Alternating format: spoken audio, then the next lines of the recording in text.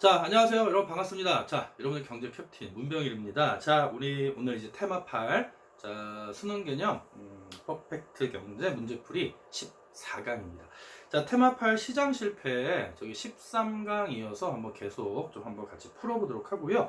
자, 이번 시간 109번부터 갈게요. 자, 108번은 앞에서 푼 유형과 계속 반복되는 유형이니까 한번 풀어보시고, 자, 봅시다. 일단 그림은 현재 시장 상황에서 A에서 CJ를 사회적 비용과 사적 비용의 크기에 따라 구분한 거다. 자, 그래서 이에 대한 설명으로 옳은 건데, 일단 단서가 A에서 CJ는 사회적 편익과 사적 편익이 동일하다고 그랬죠. 사회적 편익과 사적 편익은 동일해서 편익을 반영한 수요 곡선은 하나가 존재하는데, 지금 보니까 사회적 비용과 이제 사적 비용이 동일합니까? 예. 그러면 이거는 외부 효과가 발생하지 않는 상황이지. 그런데 아니요, 그러면 이제 외부 효과가 발생하는 상황이고요. 그럼 사회적 비용이 사적 비용보다 크다? 그럼 사회적 비용이 사적 비용보다 크다면 결국 B제는 뭐가 되냐면, 자, 외부, 자, 불경제 측면이 되는 거고, 자, 비용이니까 생산이 되겠지? 근데 여러분 이거 아니요 잘 잡아야 돼. 자, 여기서 이제 아니요라고 했는데, 자, 동일하지 않은 상태에서 사회적 비용과 사적 비용이 크니까가 아니오니까 아니오란 얘기는 작다란 얘기겠지. 자, 따라서 사회적 비용이 아니오란 얘기는 사회적 비용보다 사적 비용이 큰 거야. 그럼 또는 사적 비용이 사회적 비용이 사적 비용보다 작은 거죠. 자, 따라서 여기서는 사적 비용이 더 큰 거니까, 자, 외부 뭐가 되냐면, 자, 경제 측면이 되는 거고, 그리고 생산이 됩니다. 그래서 이 문제는 일단 A는 외부 효과가 발생하지 않는다라는 거 확인하면 되고요. 그 다음에 A는 됐고, B는 외부 불경제 생산, 그 다음에 C는 외부 경제 생산, 이렇게 잡으면 되겠지. 자, 그리고 1번부터 보자. 자, 1번 보니까 A제 사적 생산량은 사회적 최적 생산량보다 많다가 아니라, 자, 외부 효과가 발생하지 않고 사회적 비용과 사적 비용이 동일하기 때문에 이때는 사회적 최적 생산량과 실제 시장의 사적 생산량이 동일하다라고 잡아주면 돼. 그래서 일치한다 또는 동일한다. 자, 2번. 자, B제는 외부 불경제 생산이니까 다 생산이 되겠죠? 그래서 많다. 그래서 적다가 아니라 사적 생산량은 사회적 생산량보다 많다. 자, 3번. 자, 그럼 생산자에 대한 보조금 지급은, 여러분 지금 이거는 외부 경제잖아. C는, 자, C제를 물어봤는데, 자, C제는 외부 경제로 무슨 문제가 생기냐면, 실제로 시장에서는 사회적으로 바람직한 최적 생산량 수준보다 과소 생산되죠. 그럼 보조금을 지급하여 시장에서의 생산을 증대를 유도해야 되겠죠. 3번이 정답이 되는 거. 3번 정답이고요. 자, 4번은 B제는 외부 불경제야. B제는 외부 불경제고요. 자, C제는 공공재와는 관련이 없는 C제는 외부 경제 상황. 그리고 5번. 자, 거기 보면 C제는 A제와 달리 시장에 맡겨두면 자원의 효율적 배분 아니죠. 다시. C제는 A제와 달리가 아니라 A제는 C제와 달리가 되겠지. 왜냐면 A제는 지금 외부 효과가 발생하지 않으니까. 그래서 C제는 A제와 달리가 아니라 A제는 C제와 달리 시장에 맡겨두면 자원의 효율적 배분이 이루어진다. 자, 이렇게 해서 109번은 문제 유형 파악하자는 차원에서 풀어보는 거니까, 자, 이렇게 확인하시면 됩니다. 자, 그래서 109번 문제 정답은 3번 이렇게 확인하면 됩니다. 자, 그 다음에 110번 문제 보자. 여러분 이거 실제로 수능과 평가원에 잘 나오는 유형이야. 자, 110번 문제를 보니까 다음 대화의 기업에서 디귿에 대한 설명으로 가장 적절한 것을 찾는데, 각을 보니까 과제 다 했어? 라고 물어봤죠. 그랬더니 나는 인터넷에서 누구나 무료로 자유롭게 구할 수 있는 연구보고서. 그럼 여러분 보면 여기 나와 있는 기업의 연구보고서는 누구나 무료로 자유롭게 이용할 수 있지. 그래서 따라서 배제성이 없어. 비배제성이고요. 그런데 인터넷상에 누구나 자유롭게 이용할 수 있기 때문에 나의 소비가 타인의 소비를 제한하지 않겠지. 따라서 비배제성과 비경합성을 특징으로 하는 공공재가 되는 거야. 그 다음에, 그래? 그럼 나는 공공도서관에 비치된 책을 참고했는데, 그럼 여러분 공공도서관의 책은요 누구나 이용할 수 있죠. 그럼 비배제성이야. 하지만 공공도서관의 책은 한정되어 있기 때문에 나의 이용이 타인의 이용을 제한할 수밖에 없다고. 자, 따라서 비배제성과 경합성을 특징으로 하는 공유자원이 되는 거야. 자, 그래서 나는 자료가 부족해서 서점에서 전문서적을 구입했어. 그럼 여러분 전문서적은 돈 주고 사야 되고, 그쵸? 그리고 한정된 수량이 있기 때문에 디귿은 배제성과 경합성을 특징으로 하는, 자, 뭐가 됩니까? 자, 사적 재화가 되는 거야. 여기까지 확인하면 돼. 자, 따라서 기업. 자, 1번. 자, 기업은 공공재니까, 자, 사회적 최적 수준에 비해서 공공재는 부족해지죠. 과소 생산된다. 자, 2번. 자, 니은은 공해상의 물고기와 같은 공유자원의 예의다. 딩동. 맞죠? 그리고 3번. 자, 디귿 보면, 여러분, 디귿은 사적 재화이기 때문에 경합성이야. 되지? 그 다음에, 자, 4번을 보면, 자, 니은 공유자원은 디귿 사적 재화와 달리 달리가 틀렸지. 니은과 디귿은 모두 배제성을 갖는 거죠. 마지막. 자, 무임승차자 문제는 여러분 항상 체크해야 돼. 여기에 나와 있는 이 무임승차 문제는, 자, 뭐와 관련된 거냐면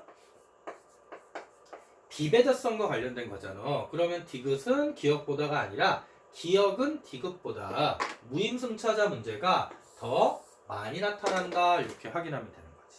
자, 그래서 가장 기본적인 개념 문제니까, 자, 110번 문제 정답은 2번. 자, 이렇게 확인하시면 되고, 항상 이런 식의 유형의 문제를 풀어야 돼. 밑줄 치고 내용이 나오면 배제성과 경합성 또는 비배제성과 비경합성에 따라 재화의 속성을 나눌 수 있어야 된다. 되니? 자, 그럼 또 비슷한 유형의 문제 한번 우리 111번 문제 통해서 한번 풀어볼게요.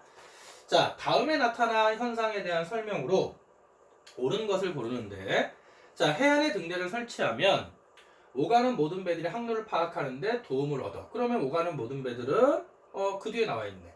그냥 그 등대의 어떤 혜택을 그냥 받잖아. 따라서 일단 등대가 설치되면 대가를 지불하지 않고도 혜택을 얻을 수 있기 때문에, 그럼 이건 무슨 성이 있다는 거야? 비배제성이 있다는 거지. 그리고 등대 혜택은 나의 이용이 타인의 이용을 제한하지 않잖아. 따라서 사람들은 대가를 지불하지 않고도 혜택을 얻을 수 있기 때문에 그냥 누구도 대가를 지불하려고 하지 않고 누군가가 먼저 설치해 주기만을 기다린다. 자, 그럼 이거 결국 뭐가 되는 거야? 공공재의 특성이잖아. 그치? 그래서 등대는, 자, 공공재, 비배제성과 비경합성 이렇게 잡으면 되고요. 자, 따라서 소비에 있어서 경합성이 틀린 거야. 자, 2번. 그치? 무임승차를 배제할 수 없다는 점에서 비롯된다. 자, 2번 정답이고요. 자, 생산 측면의 외부 불경제와는 관련이 없어. 그리고 정부의 시장 개입의 축소의 근거가 될 수 없지. 그럼 이런 공공재가 부족해지면 결국 정부가 개입하여 제공해야 되니까. 자, 그럼 선착순 자원 배분은 주로 어디에서 나오는 문제냐면, 여러분, 최고 가격제 있지. 최고 가격. 자, 최고 가격제를 통해서 뭐가 발생할 때, 자, 초과 수요가 발생을 한다면 그때 선착순을 통해서 자원 배분을 하는 게 하나의 해결책이 될 수 있다. 자, 여기까지만 여러분이 확인하시면 돼요. 되니? 자, 그럼 111번 문제 정답은, 자, 간단하게 공공재 관련 내용이니까, 자, 2번 확인하시면 됩니다. 자, 그 다음에 이제 우리 112번 문제 볼게요. 자, 여러분, 이런 문제 생각보다 단순한 문제야. 절대 어렵게 생각하지 말고요. 일단, 자, 밑줄 친 내용이 기업은 X제 생산에 따른 외부 효과고, 니은 A 정책이나 봐봐. 자, 각국 정부는 X제 생산에 따른 외부 효과 문제를 해결하기 위해 A 정책을 시행했는데, 그 결과 아래 표와 같이 X제 추가 단위 생산에 사회적 비용의 구성에 변화가 나타났다는 거예요. 그럼 여러분 딱 봐도요. 자, 사회적 비용을 보니까 A 정책 시행 전에는 생산자가 부담하는 비용이 7달러였고요. 그 다음에 정책 시행 후는 8달러지. 그치? 그리고 사회적 비용에서 제3자가 부담하는 비용은 3달러에서 1달러로 줄었어. 그럼 일단 여러분 보면 이건 우리가 뭘로 알 수 있냐면 외부 불경제 상황이야.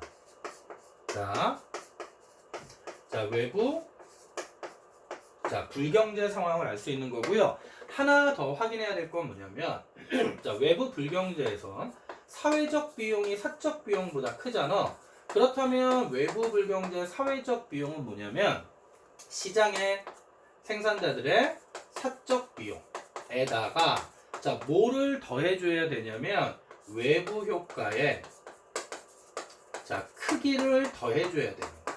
그래서 이거 선생님이 수능 개념에서도 수능 특강에서도 아주 강조했던 내용이니까 자 외부 불경제 사회적 비용은 시장에서 생산자들의 사적 비용에다 외부 효과의 크기. 그럼 외부 효과의 크기는 외부 불경제니까 제3자에게 부담시킨 피해의 크기 이렇게 되겠지. 자 따라서 사회적 비용이 생산자가 부담하는 비용 사적 비용과 제3자가 부담하는 비용 즉 의도하지 않게 끼친 피해의 크기에서 두 가지로 사회적 비용이 구성되는데 지금 보면 실제 시장에서 생산자가 부담하는 사적 비용은 증가했잖아. 7달러에서 8달러로. 그런데 제3자가 부담하는 비용은 3달러에서 1달러로 줄어들었기 때문에 그러면 결국 시장의 생산자에게 비용 부담을 늘려서 외부 효과의 크기를 줄인 거라 따라서 이거는 외부 불경제 상황이라는 걸 잡아내는 거예요. 알겠죠? 자 그럼 1번 자 기업은 외부 불경제지? 틀렸고 2번 자 니은의 시행으로 그럼 여기서 나와 있는 이 니은 A 정책은 당연히 뭐겠어? 일반적으로 세금 부과겠지? 그럼 생산량이 감소할 거야. 그래서 2번 틀린 거고 자 3번 보조금지국가는 관련이 없죠? 생산자가 부담하는 비용이 증가했잖아. 따라서 세금 부과야. 그 4번 자 니은은 이 A 정책은 X 제한 단위 추가 생산에 아끼면 안 돼. 사적 비용을 증가시킨 거지. 여러분 사회적 비용은 10달러에서 9달러로 감소했어요. 그 사회적 비용은 다시 외부 불경제 생산 측면의 사회적 비용은 사적 비용 더하기 외부 효과의 크기 이거 반드시 확인해야 되고 그럼 5번 그치 니은은 A 정책은 X대 생산에 따른 외부 효과 즉 외부 불경제를 개선하는데 기여하였다라는 거 돼요? 오케이. 자 다시 한번 강조 외부 불경제 사회적 비용은 사적 비용과 외부 효과의 크기다. 돼요? 오케이.